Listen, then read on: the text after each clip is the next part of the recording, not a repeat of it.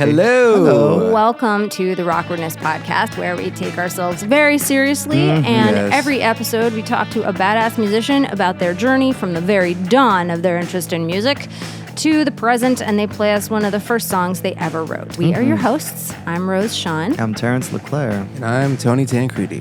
Our guest today is Travis Miguel, who for the last 20 years has been the lead guitarist of the legendary metalcore band Atreyu.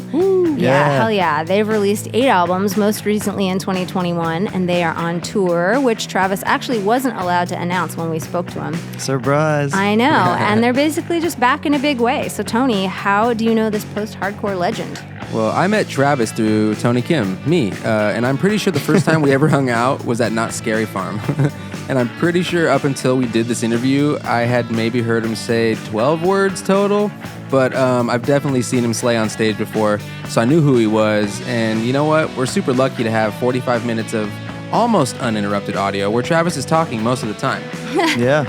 We do have a little bit of a disclaimer on this episode. We've been recording outdoors for maximum COVID chillness, so you may hear some atmospheric sounds from time to time. Immersive. And this particular episode was a real challenge. Luckily, Tony is a wizard, so you are hardly going to even know that the neighbor was grinding metal through the entire interview. But hey, that's podcasting in the wild, baby, and couldn't have chosen a better guest. Yeah, that's kind of perfect, too, that they were grinding metal for Travis's episode. That's the most metal thing. Couldn't have chosen a better guest. It's true. Yeah. Thank you, neighbor. Yeah, thank you, like neighbor. a good neighbor. Grinding metal is there. Yeah. So let's talk metal, but also supportive parents with Travis Miguel. Ooh.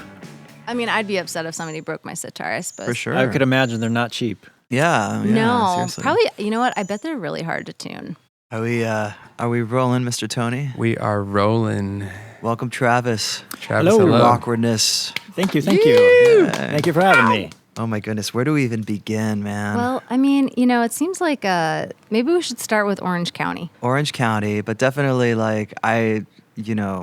always curious. So what was first instrument, what got you into the music from the very, very beginning?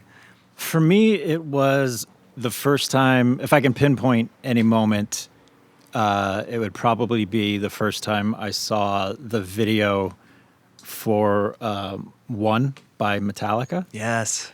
Now, to put things into context, at that time, the only thing I knew about metal was whatever was on MTV. Because, I'm a child of the 80s, or I was a young child in the 80s. So, a lot of us from our generation, that's how we discovered music, was MTV. Yeah. So as far as metal goes, MTV, it was like all of the W bands, as I call it. So like Winger, Warrant, Whitesnake, like all that kind of stuff. The W bands, I And love that. the, and all their videos were like super colorful and glossy, and chicks dancing on cars, and the dudes in the band playing up to the camera and making like kissy faces and stuff like that. Yeah, it had that glam thing. Exactly. Yeah. And the Metallica video was not that. Yeah. It was literally the complete opposite. It was black and white, and it had interspersed footage from a movie called Johnny Got His Gun, which is, a super dark story. The video itself it's really dark. The subject matter is really dark. It's it's about basically having your arms and limbs blown off, and you can't see, hear, or speak, and you're literally trapped inside your own body, but you're still alive. Now, as like an 11-year-old kid, to try and process that, it literally scared the shit out of me, because I'd never thought of a concept that heavy and dark, and it scared me. But at the same time, when you're that age, you're kind of fascinated with the things that scare you. Yeah. So it definitely struck a chord with me. And from that point on, it was, I was just anything. And this was obviously before the internet. So the only pictures I saw of them or images I saw of them were from magazines or, publications, stuff like that. What was it about the music? Because you could have seen a horror movie, but it was particularly the metal song.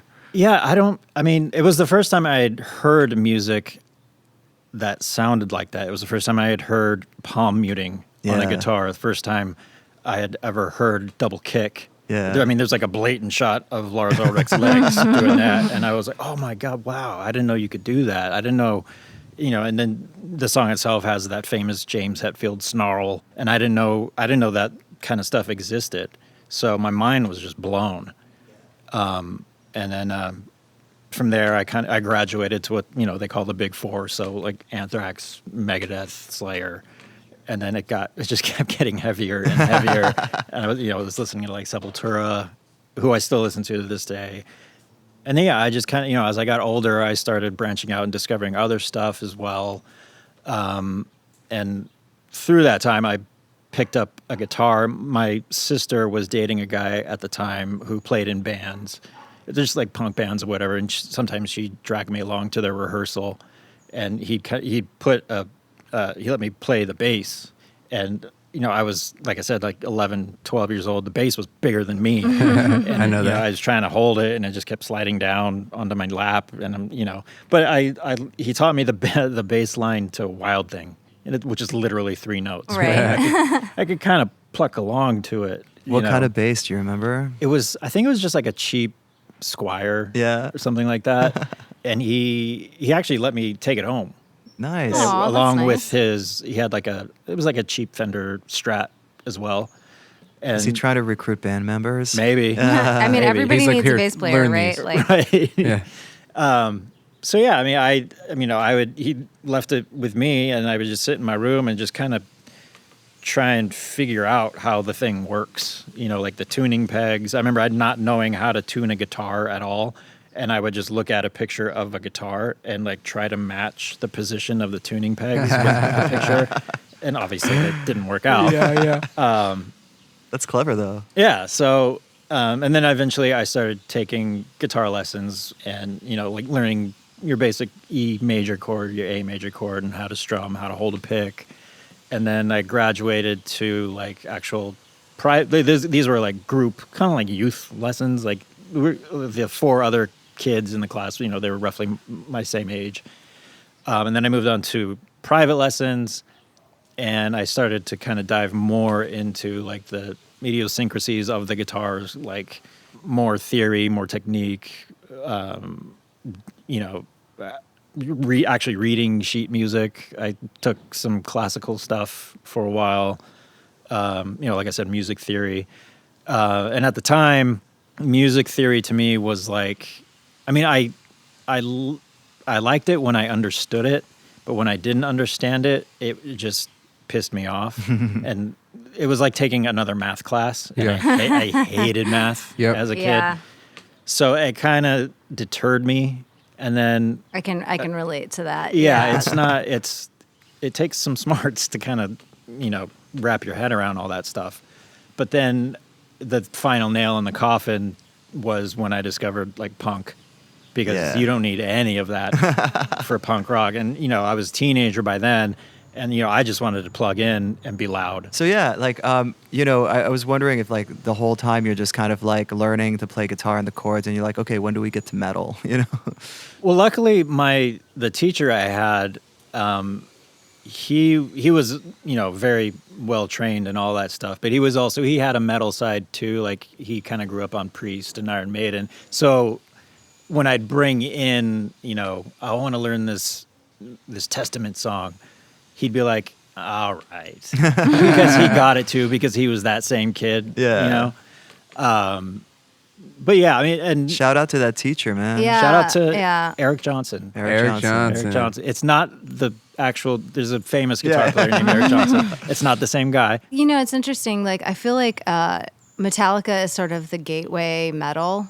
And then metal is kind of seems to be like the gateway to being really serious about guitar. Because even though it's like loud and raucous, it's still very much about these like chops. Right. Yeah. Very technical. Yeah. To add to that, I feel like punk is almost like sort of like the training wheels to metal, where it's like you can be loud, but it doesn't really matter if you're technically Well, on. it's just the training wheels in For general. anything, Yeah. Yeah. But then I eventually started playing in band, or trying to find people to play in bands. And when you're in high school, it's really hard to find a drummer.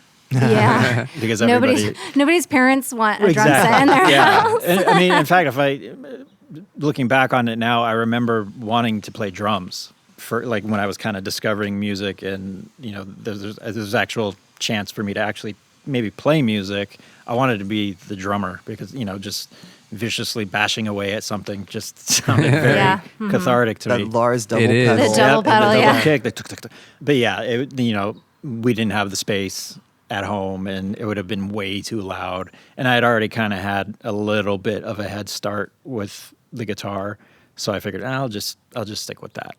But yeah, I just kind of bummed around and tried to get bands together.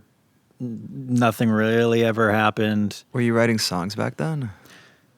I wasn't writing full on songs, but I'd kind of just be noodling around and play a riff that at least I thought was good for like a 16-year-old kid. Do you remember any of those? I unfortunately no. In preparation for this podcast, I actually went to my parents' house to try to dig up, see if I could find like old demos. It's amazing. Nice, thank you. Yeah, But- thank you for Yeah, that. thank you. But That's alas, part of the exploration. I couldn't find anything. But you tried. And I that's tried. what Yeah, matters. exactly. I do I appreciate gave it the that. effort. Yeah. And at the very least, it's a visit. Right, I can there hang we out. go. The Memory weather's lane. beautiful right now. Yeah. So yeah, there's a silver lining to all of that. But yeah, I was just kind of playing around in a couple bands. One of them was called Notion, which was kind of like it was like a wannabe Saves the Day meets Grade with a little bit of like hardcore and emo. When I say emo, I don't mean like the swoopy hair Yeah. and Right. and eyeliner. I'm like kind of more like the mid 90s, like Midwestern, Sunny day. like Sunny Day, Yeah, real emo. Mineral, Sure. Yeah. Get Up Kids, Braid, Yeah. stuff like that. And that it was actually with Tony Kim's bandmate. Justin was the drummer for that. Oh, Oh, wow. wow. So you're the other sticker. Yeah. band. Yeah, It's that, Listen to Tony man, Kim's podcast. it's that Orange County connection. yeah. Yeah, and Orange County, as far as the music scene goes, it's very incestuous. Oh yeah. I feel like all music, the whole music industry is pretty. Yeah, it's a huge bubble, Yes. but at the same time kind of small. Yeah. It's like micro bubbles. Exactly. Yeah. Exactly. So I was doing the Notion thing, and then I ended up joining a band called QB's Headset, which was with Bo Burchell, who was in Seosin. Again, it was with Tony's bandmate. He was playing drums. And that we played like a handful of shows tops, and it just kind of fizzled out. And then I ended up working at Hot Topic. And, Nice. This guy who worked there as well, his name's Alex. He came up to me and he knew I played guitar. And he said, my band, we're looking for another guitar player. It's called Atreyu. I already knew who they were because I was, not in the hardcore scene, but I listened to a lot of hardcore and I was very aware of what was going on. So I was familiar with the band. So he was like, if you're not doing anything Sunday, come on by. Here's a CD, learn these songs. And a week goes by, I learned most of the songs, and I basically showed up as a complete stranger. Wow. Yeah. Whoa.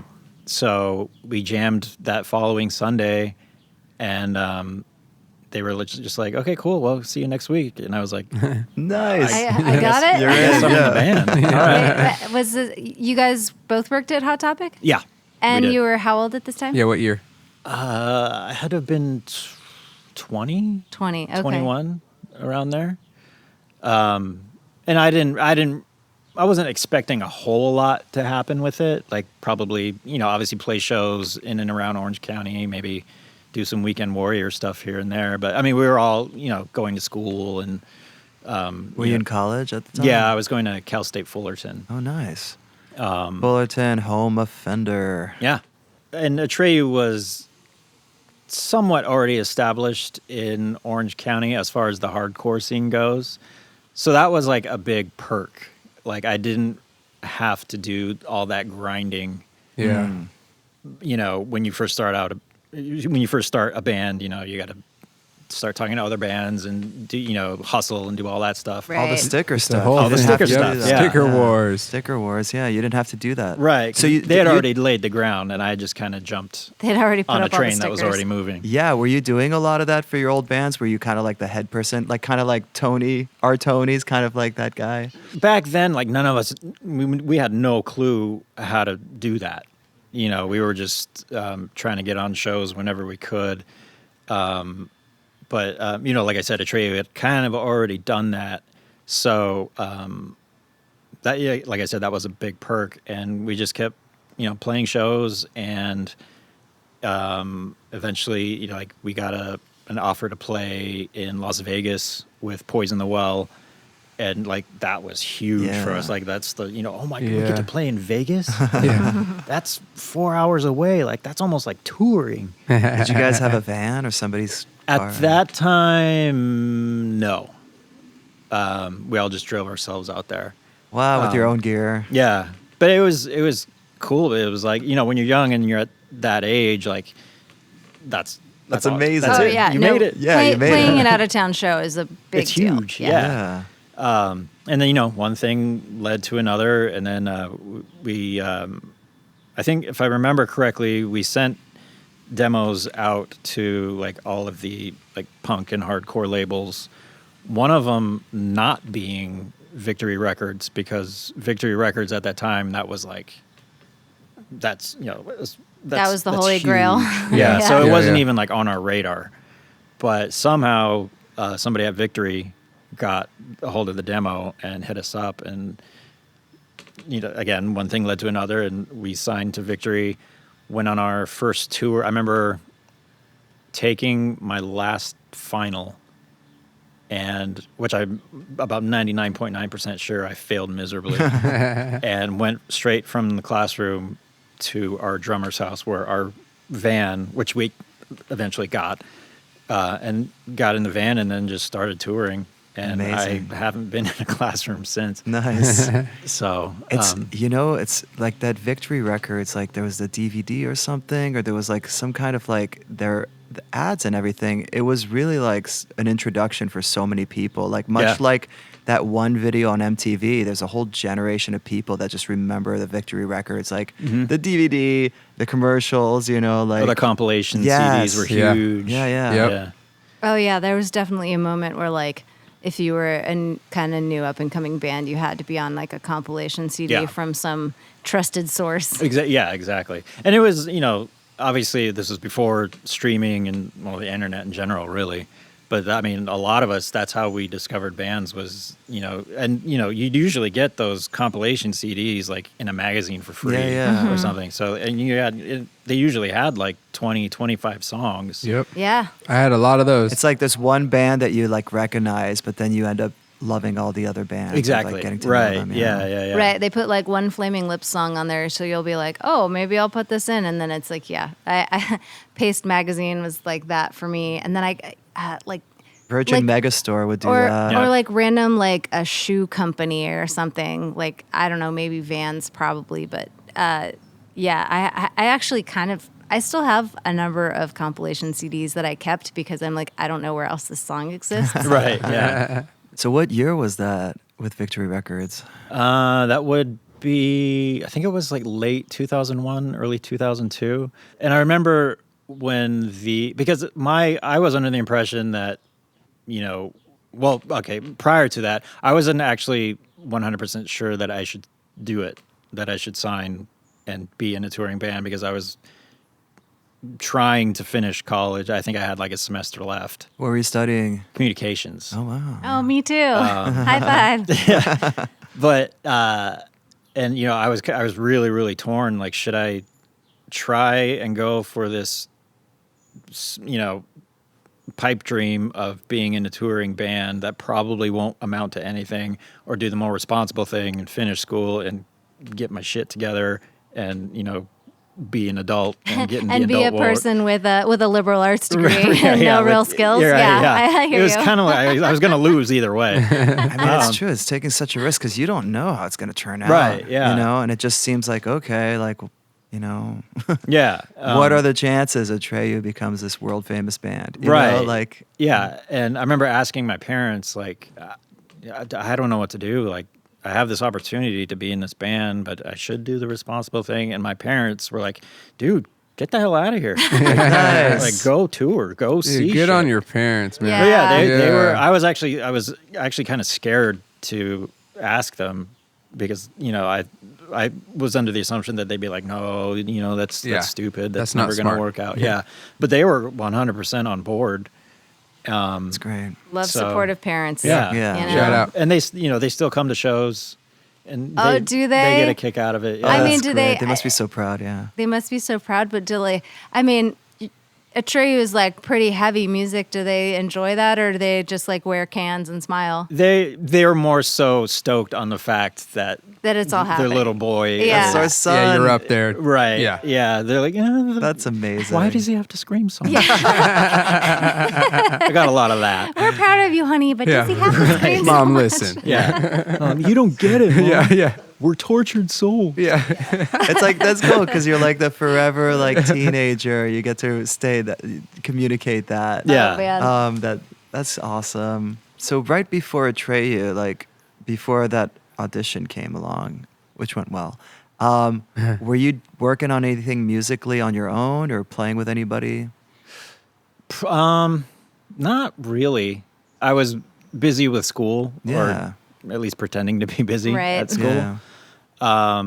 And I was working too. So that kind of got in the way of, It kept calling you. it did. Yeah, it did. But, it all ended up working out.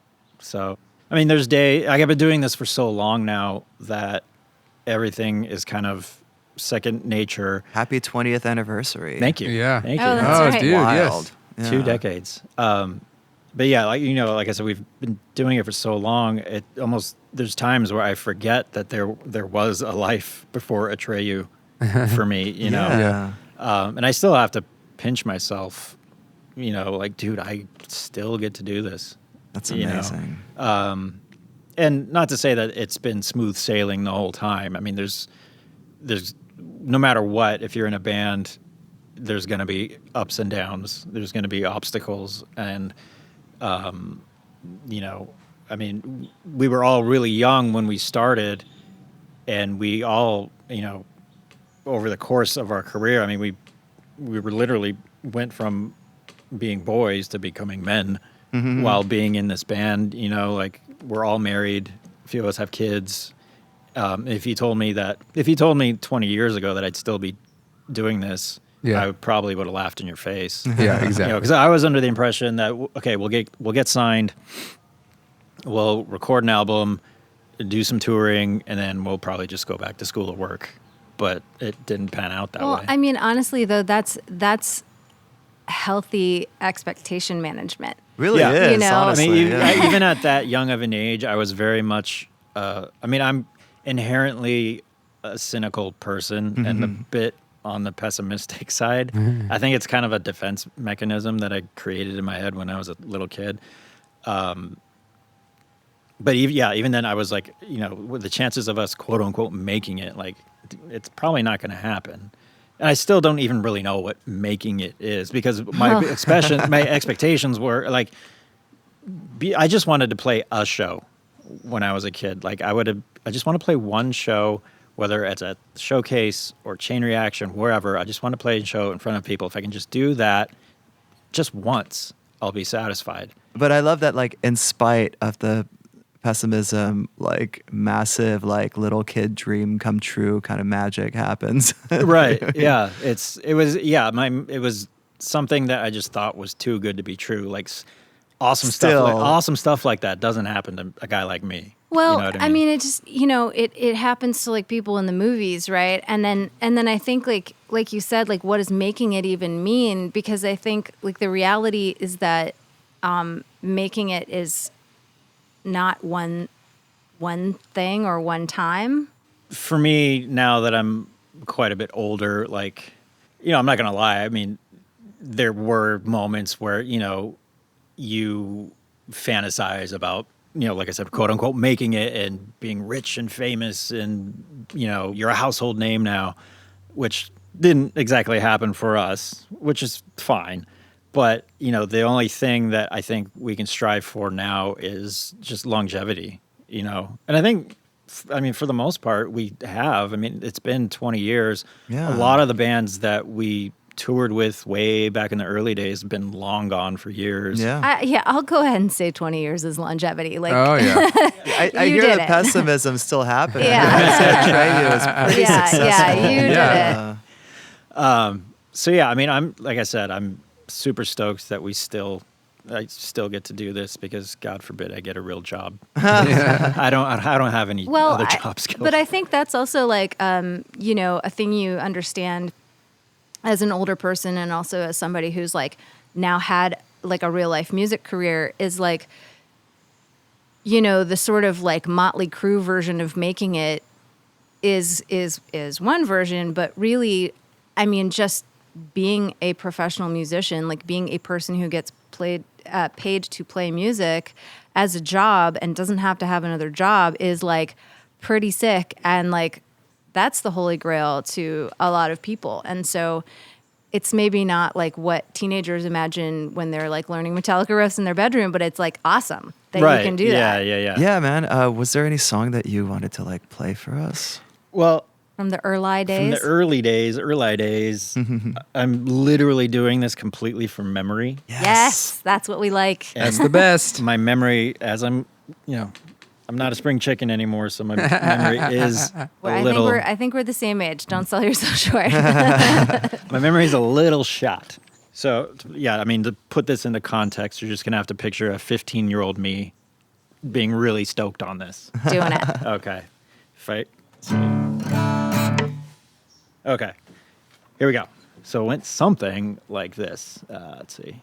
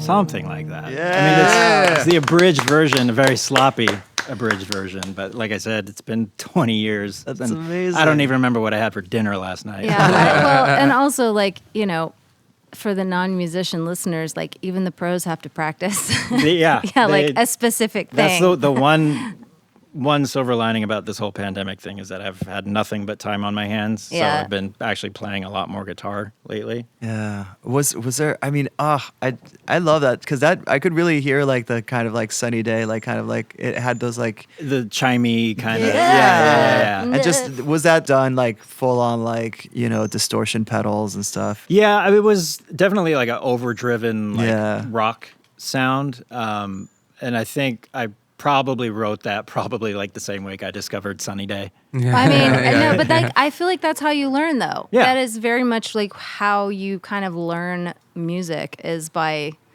listening to and sometimes totally emulating, like, especially when you're young. Oh, absolutely. Yeah. And was that something you wrote for a band you were in? That was for that band Notion, which Tony Kim's drummer Nice. played in. Justin, yeah. Justin, And what was the song called?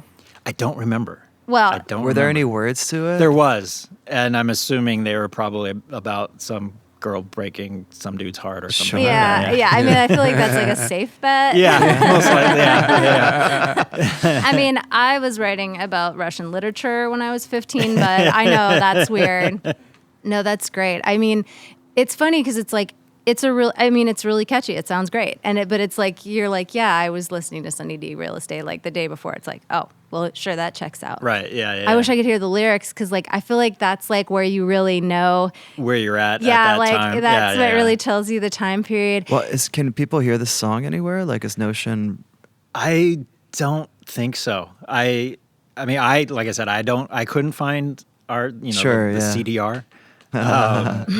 Right. But I'm sure there's some friend that I had at one time might have. I mean, lyrics. it wouldn't even be on MySpace probably. No, Yeah, no. too early. This is Yeah. Pre Yeah. MySpace. Yeah. Yeah. Pre Well- Friendster. Yeah. It's funny. It's like there was just a few year margin where it's like the difference between like your music being on the internet forever and then just like lost to history. Right. Yeah. I mean, the evolution of how we consume music now has changed in such a small window of time. It's tricky waters to navigate because it's constantly changing and you have to adapt or die. I mean, it can be exhausting trying to keep up with everything, and in turn it becomes super discouraging and, it's super easy for like literally anybody to get their music out there now.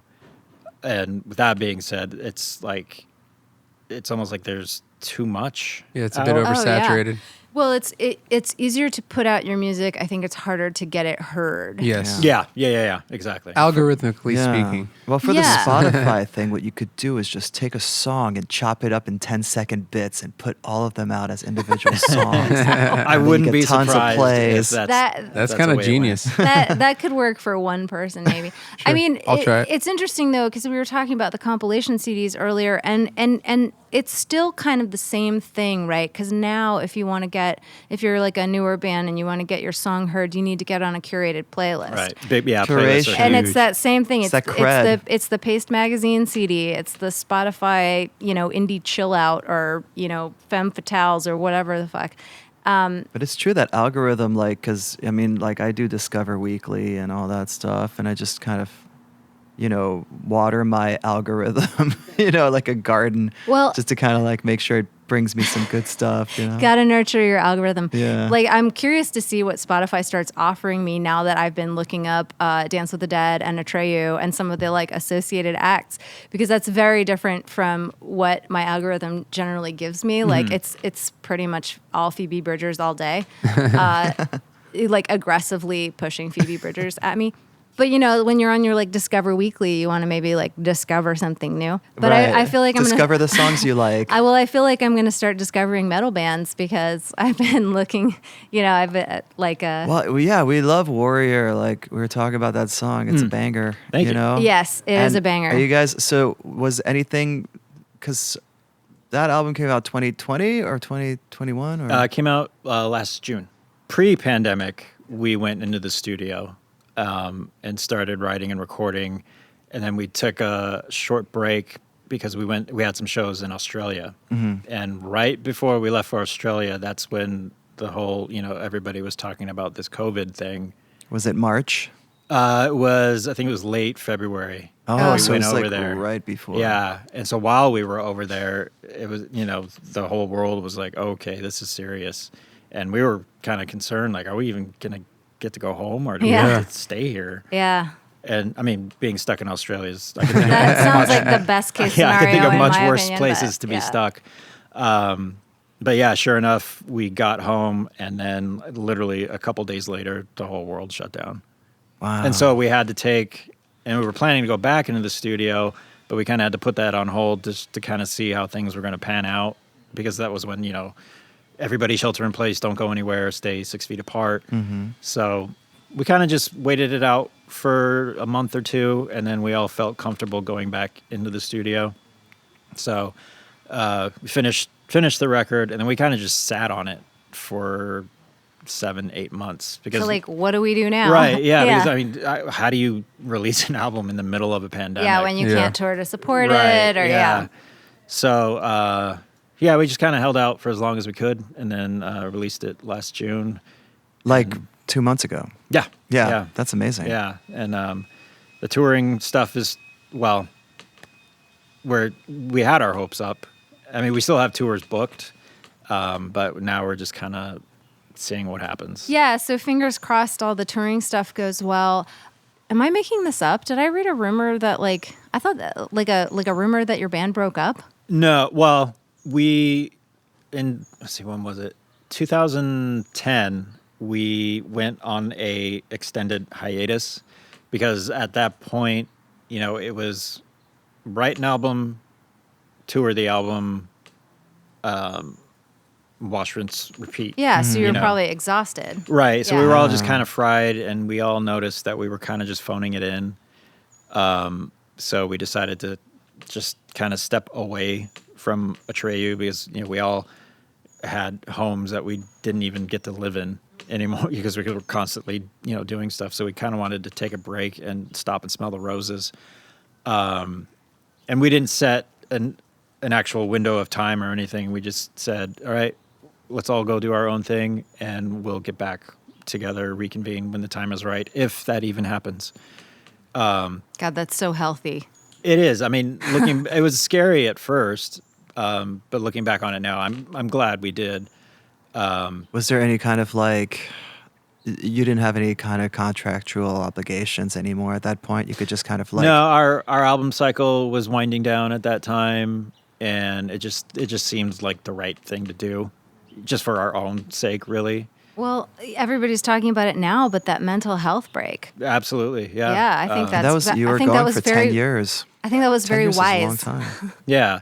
So it ended up being about a 4-year hiatus, and we just decided to get the machine going again. But that goes by fast, 4 years, because it's funny, 4 years, when you're a teenager, that's your entire life. Yeah. Because it is. It's Right. All a of high fifth school. of your Yeah. life, Yep. But as you get older, 4 years is It's a season. it's Yeah. a season. Yeah. It's like, oh, yeah. Yeah, I mean, just like we were talking about before, like this whole pandemic thing, like time has flown by, but it's also just dragged. Oh, yeah. At the same time, it's kind of weird. Yeah. Yeah, I keep feeling these weird moments of both of those sensations at different times, and then or just especially after I first got vaccinated and things started to kind of open up a little bit, it felt like this unreality. Mm-hmm. Yeah.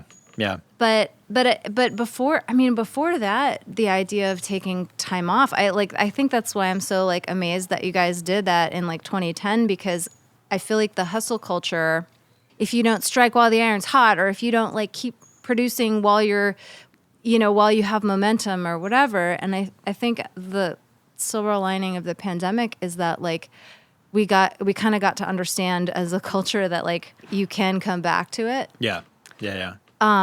But you weren't doing nothing. You started another band, right? Well, it was just kind of like a passion. Sort of a super group.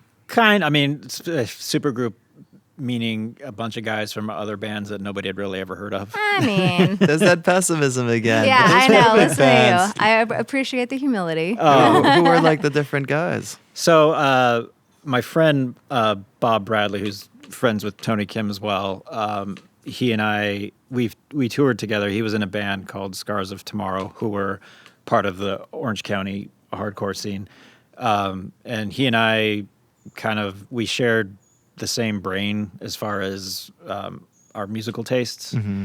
So he and I decided to just kind of put something together just for fun. I mean, we weren't planning on touring the world or world dominance or anything like that. It was just for fun.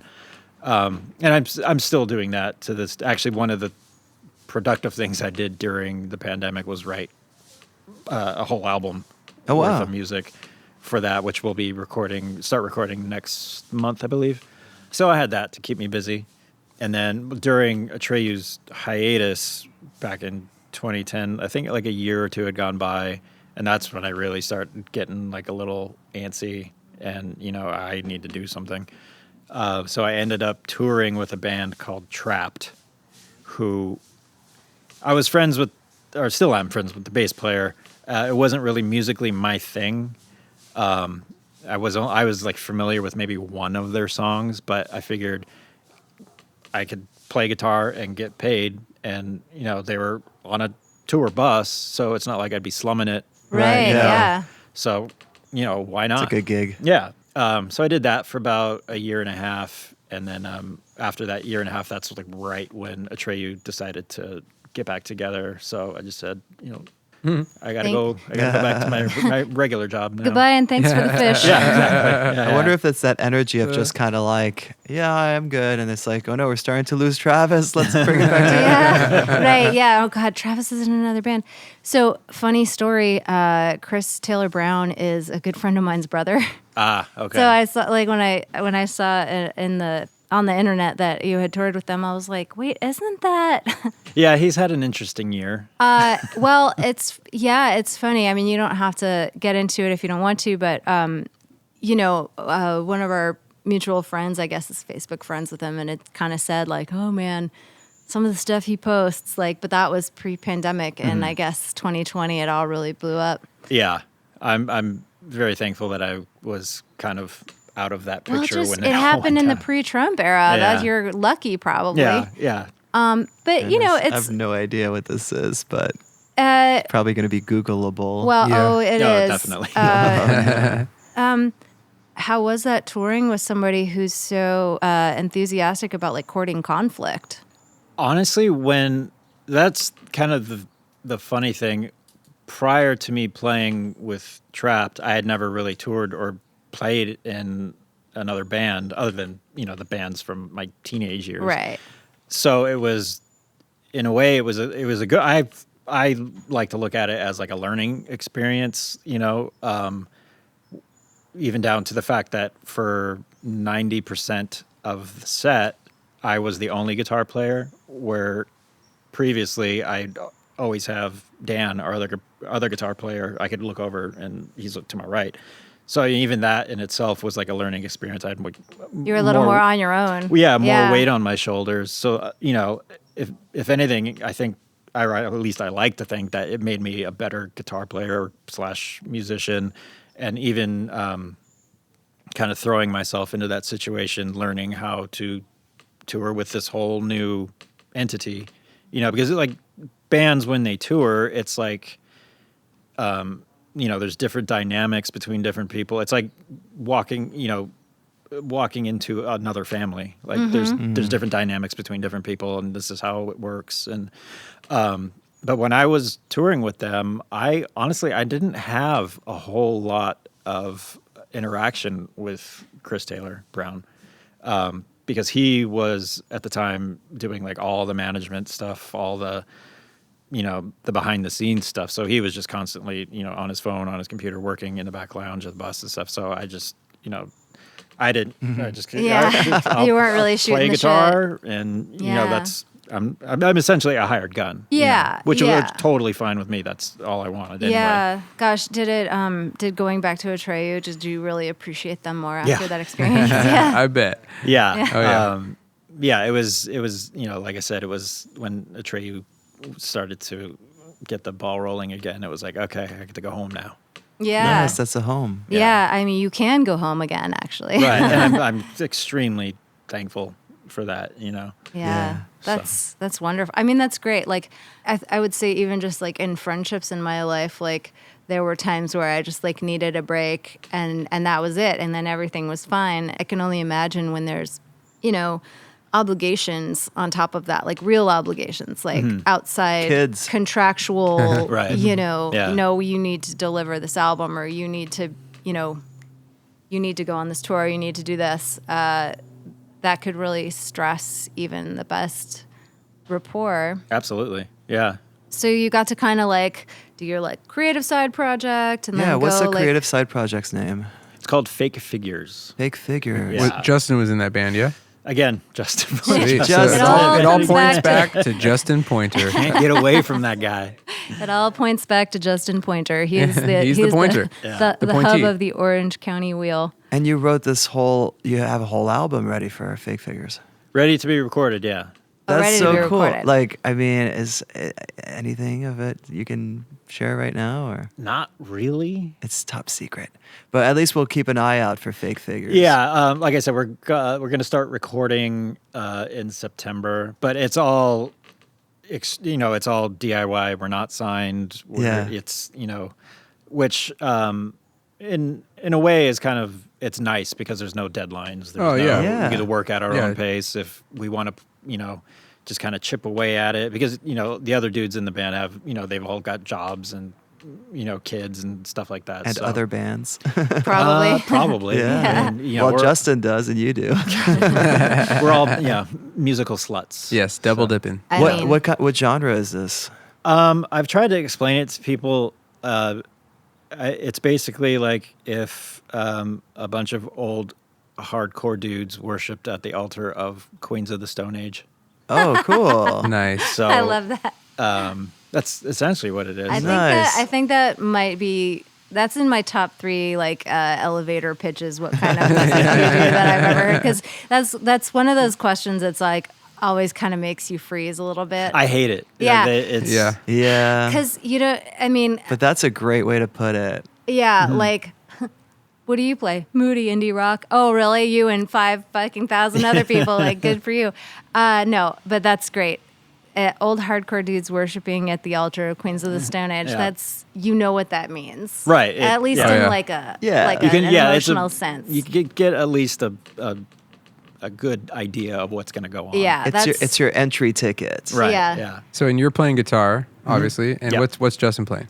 Justin was playing drums. Oh, sweet. Yeah. So it's back to the old school. Drums. Yeah. So writing wise though, do you involve yourself in the lyrics at all, or are you just like a melody and guitar guy? I'm mostly, I'd say like 99.9% guitar. If, if somebody needs a suggestion or something for like the top line lyrics or whatever, I'll chime in as best as I can, but that's definitely not my forte. I wish it was. And maybe at some point I'll dive a little deeper into that world. But for now, I mean, just give me a guitar and I'll do the best I can. Yeah. Do you ever or did you ever sing No. or even Not- try? Not really. No. No. I mean, a lot of my friends make fun of me. Like, the dude barely talks. I think he's gonna sing. Oh, I did see that you're the mysterious one.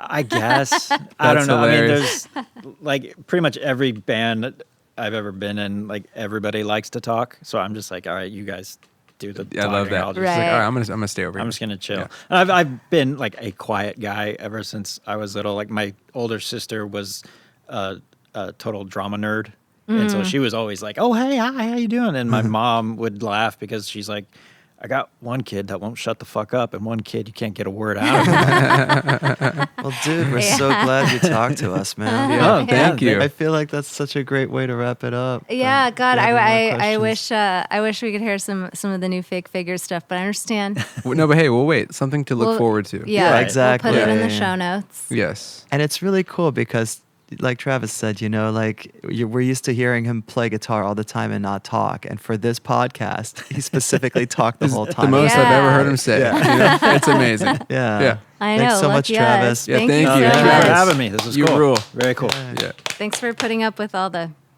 Oh man, it's a Ambiance. wild Outdoors Friday night. ambiance. All is A good. wild Friday night. Thank you. There you go. Yep, We got Travis. to interview the quiet one. Yeah, I know. It's I feel kind of honored, honestly. Yeah, that's perfect. I feel privileged. Yeah. Uh-huh. And again, with the Orange County Sticker Wars, That's heard right. about that last week, and we've done a few of these now, and I just love how certain things come up again and again, like punk as a gateway, supportive parents, cool older siblings, Squire starter packs. Yeah, yeah, of brother. course. Shout out Squire. That's right. We mentioned in our last episode with Tony Kim of Dance with the Dead that Travis and Tony carpooled to our session, and So cute. Yeah, we thought that was pretty cute. But also efficient. They drove a It long is. way. It Gas. saves fuel. You Yeah, know. carbon footprint. That's right. That matters to us here on Rockfordness. Yeah, they're heroes. They were they're heroes. They were basically sitting across from each other for both interviews, so you should make sure you check out Tony's episode as well. That's Tony Kim, who's me, Yeah, Yeah, that's me. Tony Kim, aka me. according to Tony. It's yes. Call back. Life According to Tony, our spin-off podcast. But seriously, existing as a band for 20 years is no small feat, and Atreyu has really stood the test of time. They're on tour this month and next. Follow them on Instagram at Atreyu Official for all the deets. His side project, Fake Figures, with Dance of the Dead drummer Justin Pointer, because Orange County. Yeah, Justin. Also has new music coming out this year, so follow them to stay in the know. Cannot wait. And follow us on Instagram Yes. and wherever you listen to podcasts. Subscribe, rate, and review if you're liking what you're hearing. It really helps us get the word out. And thank you for listening. We have a very special double episode next week with AO and Alexandra Holden. Yeah. Woo. Talk to you soon. Bye.